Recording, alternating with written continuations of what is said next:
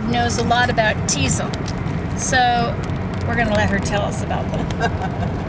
Okay, Barb. Well, there's many hundreds of Teasels all along the road here. On I-81.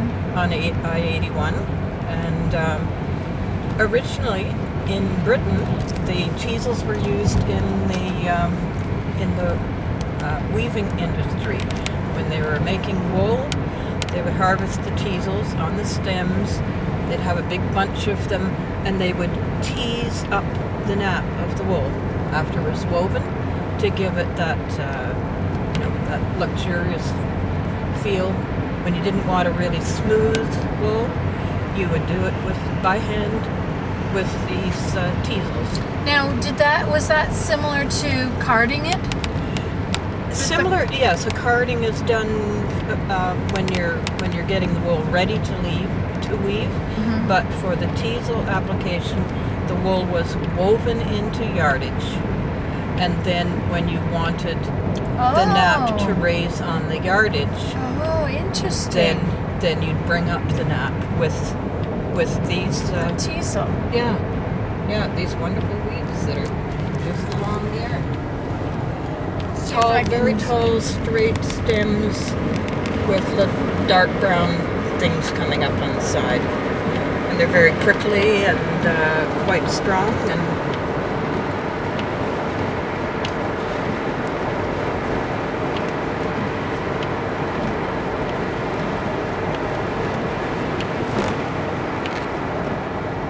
anyway, you'll see later because we harvested some from the side of the road.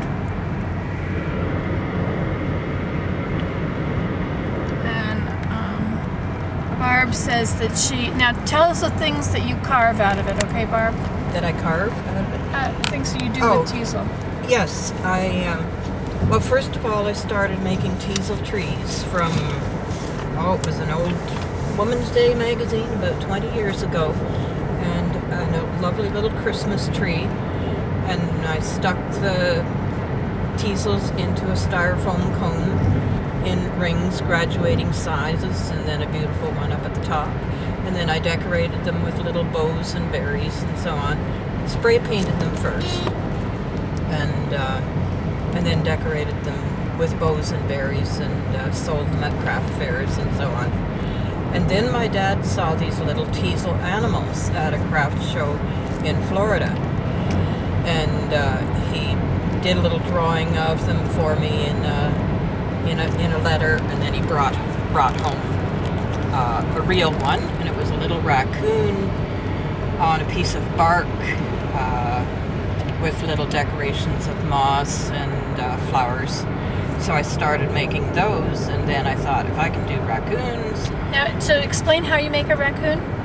Okay, a raccoon is one of those Teasel heads. It's kind of pine cone shape, but all prickly enough that it looks like fur. And the stem of the Teasel became the nose of the raccoon.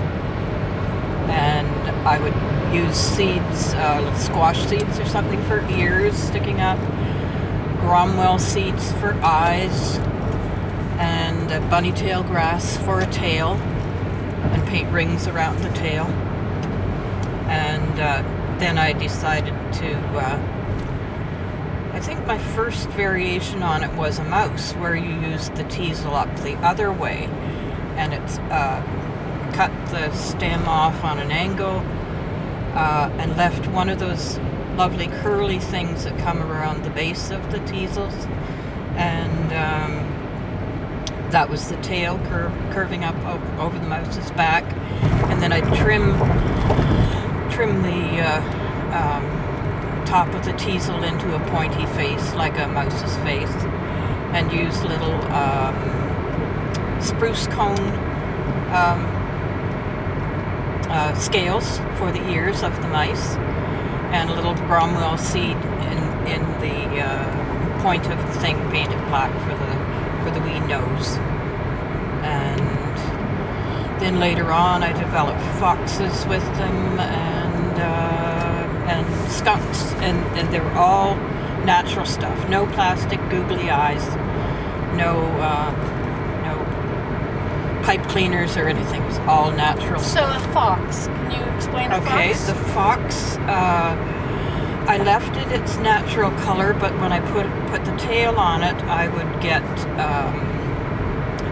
deep orange colored bunny tail grass that had been dyed, and then I would just paint the tip of it black for the tail. And it too would be sitting up on the angle like this, and I'd put 2 pieces of stem here for the fox legs. So he's sitting up, didn't need haunches for the back, and again trim a foxy kind of nose of the pointy end of the teasel, and use different kind of seeds. Now that was for ears. not the teasel stem for his nose, or was it? No, only the raccoon had the stem for the nose. Okay. Oh, raccoons and and skunks. The foxes and the mice had the Point of the teasel top. yes, yeah.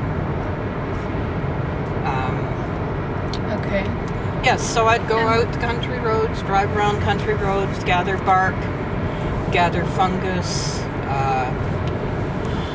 gather the teasels, Gromwell seeds I had What are growing. Gromwell seeds? It's a wildflower thing, has tiny, tiny little white flowers on it. The bushy weed might grow about this high, and have tiny little seeds, roughly the size of a rice grain, but pointy on the end. And so I could lay it in sideways with the wider edge toward the nose to simulate an eye, and then paint they're white seeds, and I'd paint a little black spot on them for an eye. Yes, I think they all had Gromwell seeds for eyes, and the mouse had Gromwell seeds. Could you use brown rice for eyes? No, because I didn't want prepared stuff any more than I possibly could. Okay. I wanted it all natural stuff. But you could use brown Yes, rice yeah, or rice. yeah. But the thing with the Gromwell seeds was that they were more of an almond shape, wider at one end, pointy at the other end, to look more like an eye. Mm-hmm. Where a rice is fairly rounded the same way at both ends. I see. Yeah, do whatever you find, whatever grows in your. Now, how did you make a skunk? Skunk was again the teasel, the base for the raccoons. Bit of the stem was the nose. Squash seeds or pumpkin. No, not squash. Pumpkin would be too big. Generally, squash seeds for the ears, and I'd paint them black. And the tail would be a piece of a large, what do you call those? Scales of a pine cone, quite a large pine cone. So here would be the teasel, the stem out for the nose, and the tail would come up like this wide pine cone thing, and I would paint it black with the white stripe. And yes, I think I spray painted the teasel itself black as well, and then overpainted with a brush with the white stripes for the skunk. And yeah, I'd gather moss and dry it out of the sun so it doesn't fade. Put it on the piece of bark in front of the little animal, and insert little tiny everlasting flowers of different colors just to bring that little brightness to it. But And the everlasting keeps its color? yes, yeah. The moss I had to dry myself, but keeping its color by drying it, not in a sunny place. Interesting. And whatever bark I could find, but pine, which pine was it?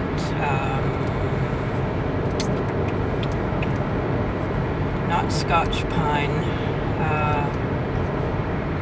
Northern pine perhaps had the nicest kind of bark for breaking off in sections I didn't have to cut it. It broke off in nice little sections like this for the base of the animal to be mounted on. And sometimes I would glue a clothespin under the bark. There's the bark, there's the teasel animal, and under here I glue a clothespin, the spring-loaded kind, and you could put them on your Christmas tree or decorate a wreath or something like that with them. Otherwise, you just put them on a little narrow shelf or a knick-knack place. Wow, that's wonderful. Isn't that great? I'm so glad we've got that on record because I tune in and out when she tells me things. So now I can rewind it and see what I missed. Yeah. And you can too. And you heard it here last. You did. Try this at home. Results will differ. Bye.